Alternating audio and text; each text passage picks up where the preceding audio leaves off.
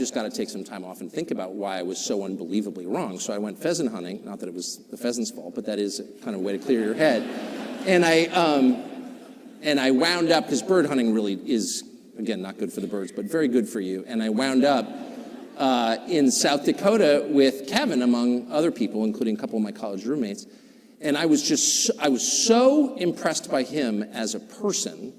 And really, having spent my life in Washington, I can tell you, if you're not from here, the key question about anybody who runs any institution in Washington is, how false is this person? God sends messages, we can't immediately translate all of them, so I can't tell you what that meant. There clearly is meaning. The point is, the man who runs Heritage is not false at all. In fact, my assessment of him was, he's completely real. He's an honest person. He means it. He's not playing a role. And that was so thrilling to me to see that.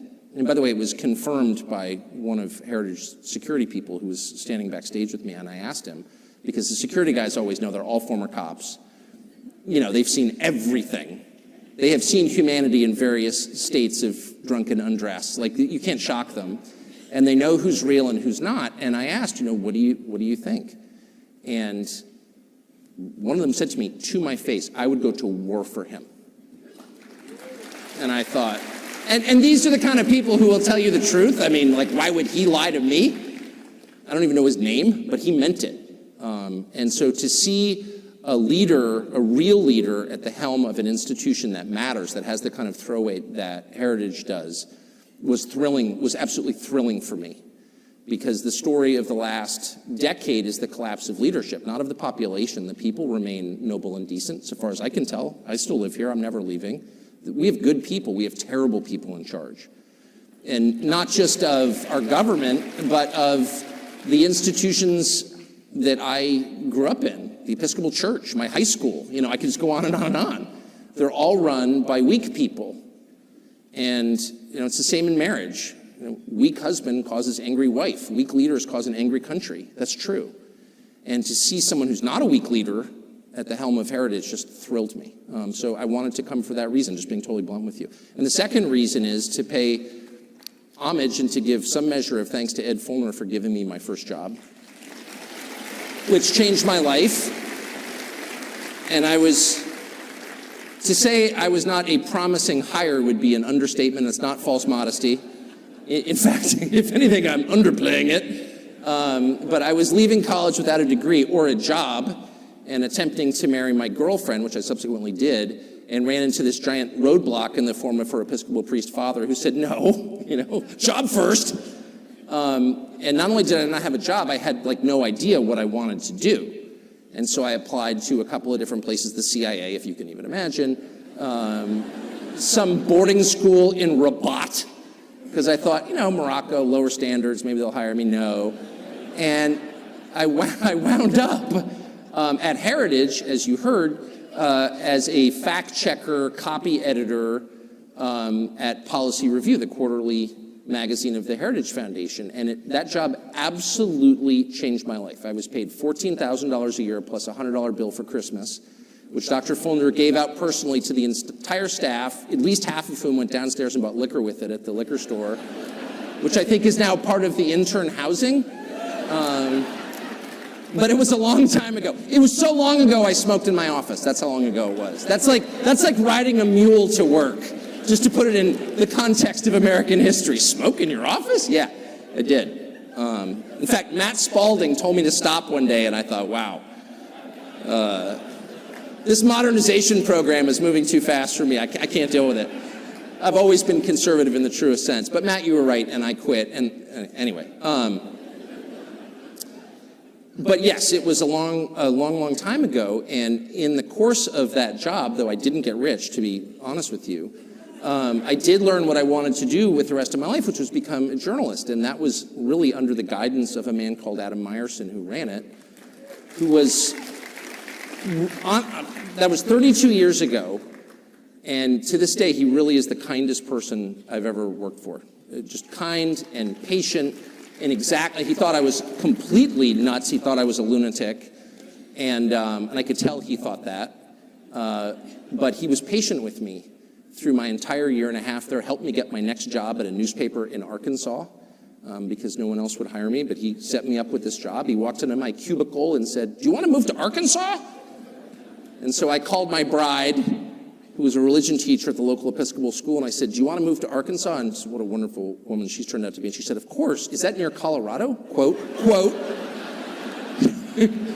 But she was willing to go there. Very much a Northeasterner at heart, but and we did, and we loved it. But I got there because Adam Meyerson felt that it was his job to help me get my next job, because his job was to train up reasonable people and put them in journalism, even if it meant sending them to Arkansas. And I was thinking about Heritage this morning in the shower, not a place I think about it, but I did today. And what makes it great, and one of the best things about Heritage over time, longitudinally, 50 years say, is that Heritage has always hired a lot of people. And that is an underrated thing. It really is. Giving people a job, even if it's 14 grand a year plus a $100 bill for liquor, you change someone's life. You put them on a trajectory. At least that's true for me. I mean, I had not succeeded in school, to put it mildly. And I did not feel, I always felt like I was smart. Not one other person felt that way. Until I got to Heritage. I'm not sure they were super impressed, but they treated me like an adult. Because they had high intellectual standards. They were standards of honesty. And, you know, the idea at Heritage when I worked there wasn't just that, you know, we're fighting this war against the other side, of course. But it did not logically follow from that at Heritage that you could say whatever you wanted. Just because the other side was rotten didn't mean you could be rotten. They really hewed to the highest standards of factual accuracy, intellectual honesty. They really meant it. They did. And even if you didn't agree with them, they were very serious about it. They were intellectually serious people, every single person I worked with. The receptionist in the office at Policy Review was going to school at night to learn Russian. And then the week I started at Policy Review, the Soviet Union collapsed, which was an amazing thing. The coup against Gorbachev in the third week of August 1991 was the week I started at Heritage. And in retrospect, of course, you never appreciate the significance of things as they happen to you. You can't really know what the movie's about until it ends. But at the time, we didn't really appreciate how, well, two things. One, our entire political orientation was based on this war between the United States and the Soviet Union, this Cold War, but very much a war. And every part of our politics, as you well remember, those of you my age and older remember, every part of our politics revolved around that central conflict. That's the first lesson of history. You know, nothing is permanent except our own demise and God. But we didn't kind of get that. You know, if you told me then that this week the Department of Justice would have indicted a group of people I don't agree with, by the way, on a lot of different issues, black nationalist socialists from Florida, okay, kind of not my demographic, but would have indicted them for criticizing the U.S. position, the Biden administration's position on the war in Ukraine, and charged them with felonies for which they're each facing 10 years in prison. If you told me that could happen here, I would have laughed at you. No. We have a First Amendment. That can't happen here, but it has. That and a lot of other things, which are gravely unsettling, actually, and people who were rooted in the Cold War story and the reality of the Cold War, again, my age, 53, kind of know where that goes. So the purpose of my talk, which by the way, I will keep brief. I'm an inveterate talker. I can literally talk forever. You can't even imagine my capacity for loquaciousness. I mean, it has no end. It's a bottomless well. You know, if you dropped a quarter off the observation deck of the Empire State Building, how long would it take to hit the sidewalk? That was always what we talked about when we were kids. You would never hear it. In my case, I can literally go on first. So I will stop, and Kevin and I are going to have a conversation, which I think will be much more edifying. But I would just say two things about the present moment, because I think about them all the time. And I brood on this constantly. And then I take every afternoon, because fundamentally I'm Swedish, I take a sauna every day. As a rest, I do, I'm not kidding, every single day. Never miss it. And my whole family does. It's like our one cultural contribution. Oh, we're Swedish. Ooh, it's a very deep ethnicity. Oh, yes. A lot of Swedish traditions. You should hear our comedy. It's hilarious. But the one thing I do is take a sauna to kind of get out of my head and get away from all this stuff, and I never can, and I just use my time in the sauna to brood more. But here are two conclusions I've come to, which I think are slightly less depressing than the most obvious, which is the country's really going at high speed in the wrong direction. Yeah, no kidding.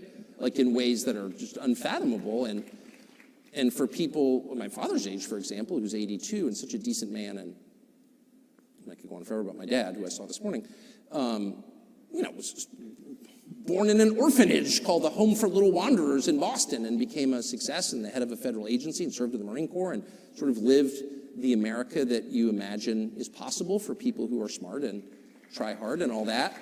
For people of that age, it's too much, actually. The change is too by it.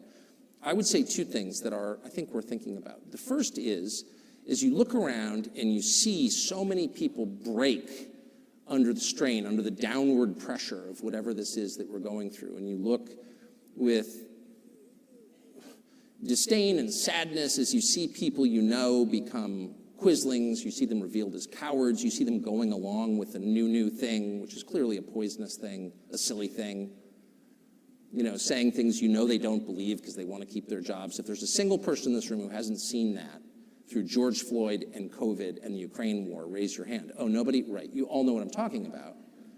And you're so disappointed in people. You are, and you realize that the herd instinct is maybe the strongest instinct. I mean, it may be stronger than the hunger and sex instincts, actually. The instinct, which again is inherent to be like everybody else and not to be cast out of the group, not to be shunned, that's a very strong impulse in all of us from birth. And it takes over, unfortunately, in moments like this, and it's harnessed, in fact, by bad people in moments like this, to produce uniformity. And you see people going along with this, and you lose respect for them. And that's certainly happened to me at scale over the past 3 years. I'm not mad at people, I'm just sad. I'm disappointed. How could you go along with this? You know it's not true, but you're saying it anyway? Really? You're putting your pronouns in your email? You're ridiculous. But no one else thinks it's ridiculous. Oh no, it's the pronouns in the email. What does that even mean? What does it even mean? You're saying things you can't define. LBGTQIA+? Who's the plus? The plus is invited on my show anytime. Find a plus and I'll interview him. What's it like to be a plus? Am I a plus? I'm serious. I feel like I'm an addition. Does that make me a plus? No one even knows what it is. And the whole society, LGBTQIA+. All right, what's the plus? Oh, shut up, racist. Okay.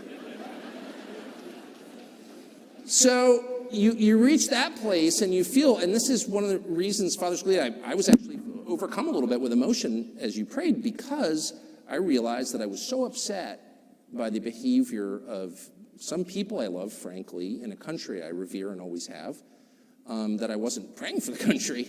That's on me, and we all should be. But back to my point. So you see the sadness happening.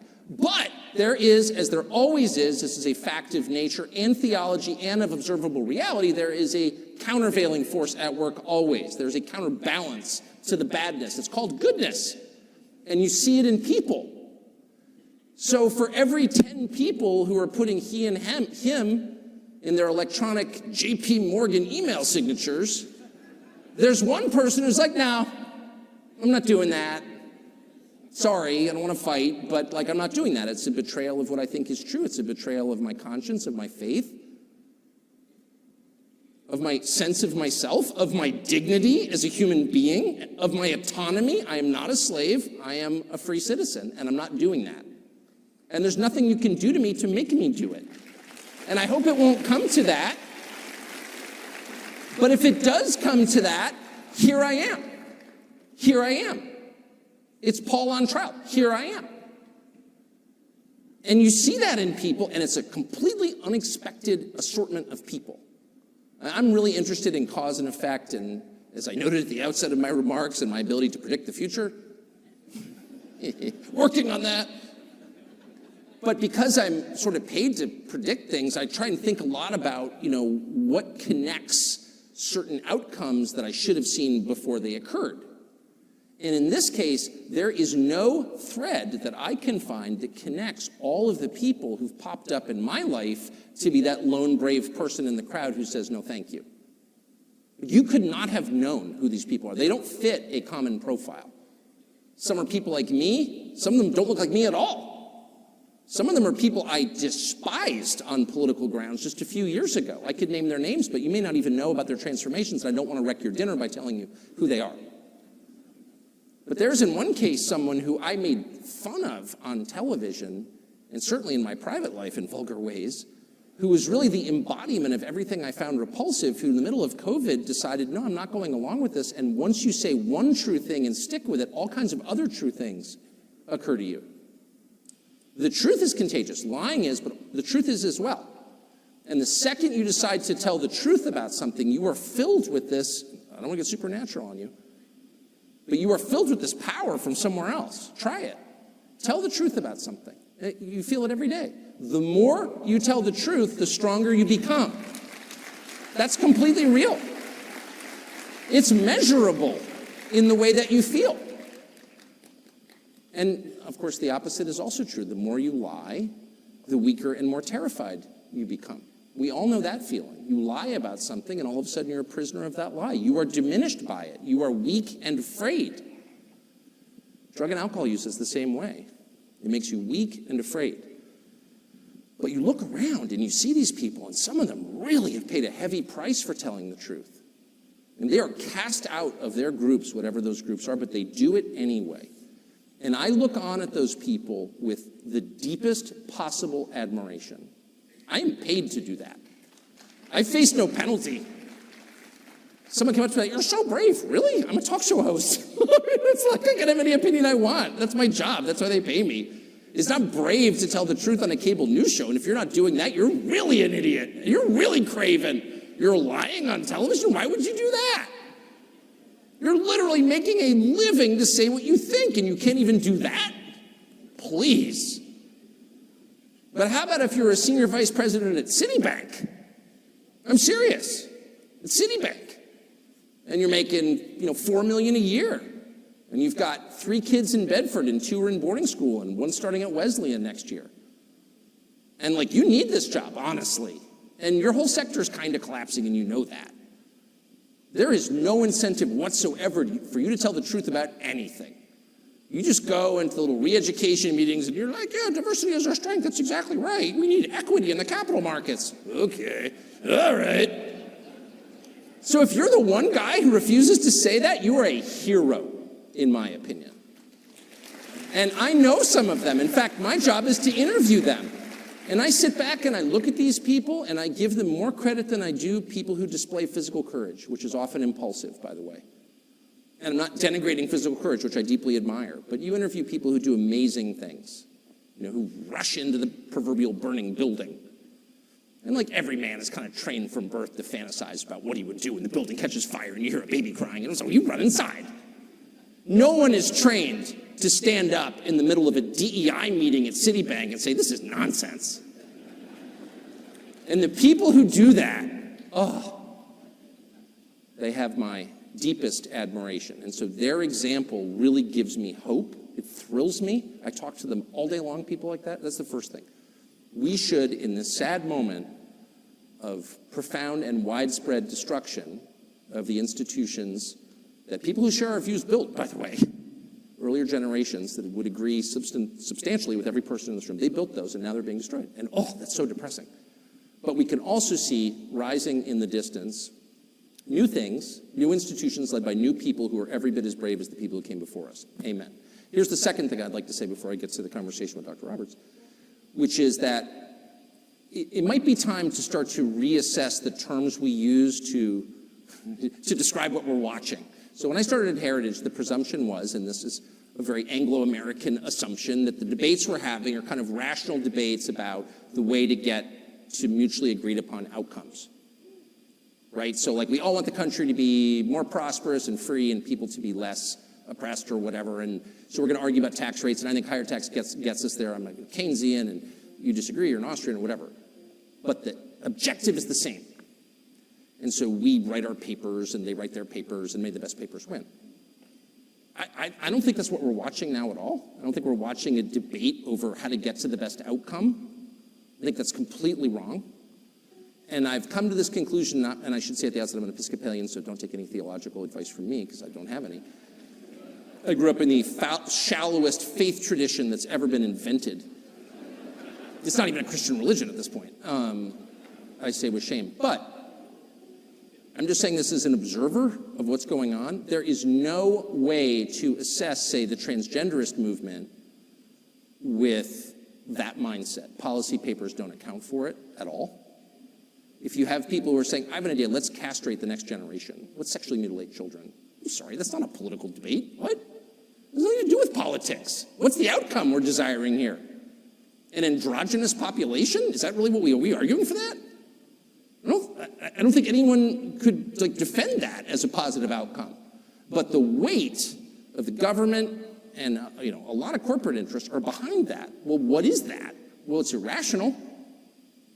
If you say, well, I think abortion is always bad, well, I think sometimes it's necessary, that's a debate I'm familiar with. But if you're telling me that abortion is a positive good, what are you saying? Well, you're arguing for child sacrifice, obviously. It's not about a teen girl gets pregnant and what do we do about that and victims of rape. I get it. Of course I understand that, and I have compassion for everyone involved. But when the Treasury Secretary stands up and says, you know what you can do to help the economy? Get an abortion. Well, that's like an Aztec principle, actually. There's not a society in history that didn't practice human sacrifice. Not one. I checked. Even the Scandinavians, I'm ashamed to say. It wasn't just the Mesoamericans, it was everybody. So, that's what that is. Well, what's the point of child sacrifice? Well, there's no policy goal entwined with that. No, that's a theological phenomenon. And that's kind of the point I'm making. None of this makes sense in conventional political terms. When people or crowds of people, or the largest crowd of people at all, which is the federal government, the largest human organization in human history, decide that the goal is to destroy things, destruction for its own sake. Hey, let's tear it down. What you're watching is not a political movement, it's evil. So if you want to assess, and I'll put it in and I'll stop with this. I'll put it in non-political, or non-specific theological terms, and just say, if you want to know what's evil and what's good, what are the characteristics of those? And by the way, I think the Athenians would have agreed with this. This is not necessarily just a Christian notion. This is kind of I would say, widely agreed upon understanding of good and evil. What are its products? What do these two conditions produce? Well, good is characterized by order, calmness, tranquility, peace, whatever you want to call it, lack of conflict, cleanliness. Cleanliness is next to godliness. It's true, it is. And evil is characterized by their opposites: violence, hate, disorder, division, disorganization, and filth. So if you are all in on the things that produce the latter basket of outcomes, what you're really advocating for is evil. That's just true. I'm not calling for a religious war, far from it. I'm merely calling for an acknowledgement of what we're watching, which is not one, and I'm certainly not backing the Republican Party. I'm not making a partisan point at all. I'm just noting what's super obvious. Those of us who are in our mid-50s are caught in the past in the way that we think about this. One side's like, no, I've got this idea, and we've got this idea, and let's have a debate about our ideas. They don't want a debate. Those ideas won't produce outcomes that any rational person would want under any circumstances. Those are manifestations of some larger force acting upon us. It's just so obvious. It's completely obvious. And I think two things. One, we should say that and stop engaging in these totally fraudulent debates where we are using the terms that we used in 1991 when I started at Heritage, as if maybe, I could just win the debate if I marshaled more facts. I've tried that, doesn't work. And two, maybe we should all take just 10 minutes a day to say a prayer about it. I'm serious. Why not? And I'm saying that to you, not as some kind of evangelist. I'm literally saying that to you as an Episcopalian. The Samaritans of our time. I'm coming to you from the most humble and lowly theological position you can. I'm literally an Episcopalian, okay? And even I have concluded it might be worth taking just 10 minutes out of your busy schedule to say a prayer for the future, and I hope you will.